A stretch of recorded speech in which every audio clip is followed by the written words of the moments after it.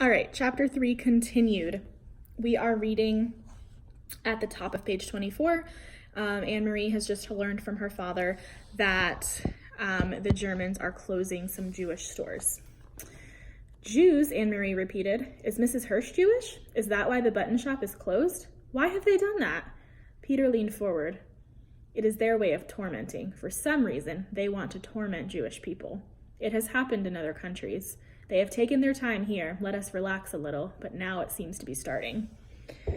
But why the button shop? What harm is a button shop? Mrs. Hirsch is such a nice lady. Even Samuel, he's a dope, but he would never harm anyone. How could he? He can't even see with his thick glasses. Then Anne-Marie thought of something else. If they can't sell their buttons, how will they earn a living? Friends will take care of them, Mama said gently. That's what friends do. Anne-Marie nodded. Mama was right, of course. Friends and neighbors would go to the home of the Hirsch family, would take them fish and potatoes and bread and herbs for making tea. Maybe Peter would even take them a beer. They would be comfortable until their shop was allowed to open again. Then, suddenly, she sat upright, her eyes wide. Mama, she said, Papa, the Rosens are Jewish too. Her parents nodded, their faces serious and drawn. I talked to Sophie Rosen about it this afternoon.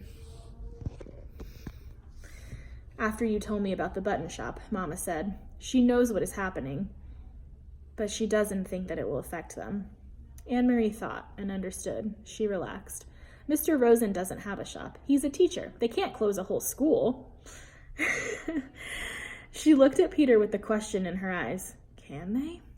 I think the Rosens will be all right, he said. But you keep an eye on your friend Ellen and stay away from the soldiers. Your mother told me about what happened on Osterbrigade.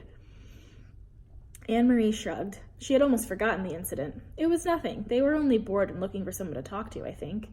She turned to her father. Papa, do you remember what you heard the boy say to the soldier? That all of Denmark would be the king's bodyguard? Her father smiled. I have never forgotten it, he said. Well, Anne-Marie said slowly, now I think that all of Denmark must be the bodyguard for the Jews as well. So we shall be, Papa replied. Peter stood. I must go, he said, and you, Longlegs. It is way past your bedtime now. He hugged Anne-Marie again. Later, once more in her bed beside the warm cocoon of her sister, Anne-Marie remembered how her father had said 3 years before that he would die to protect the king.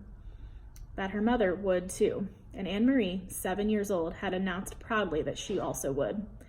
Now that she was 10, with long legs and no more silly dreams of pink frosted cupcakes, and now she and all the Danes were to be bodyguard for Ellen and Ellen's parents and all of Denmark's Jews.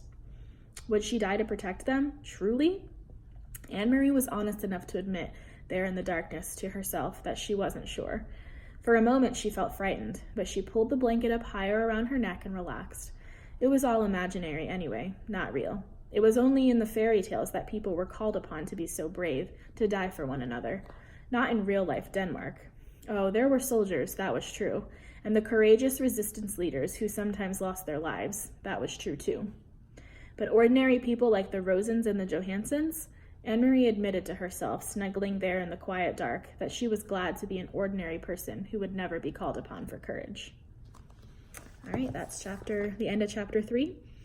Hope you're enjoying it so far. Next week, we'll keep reading.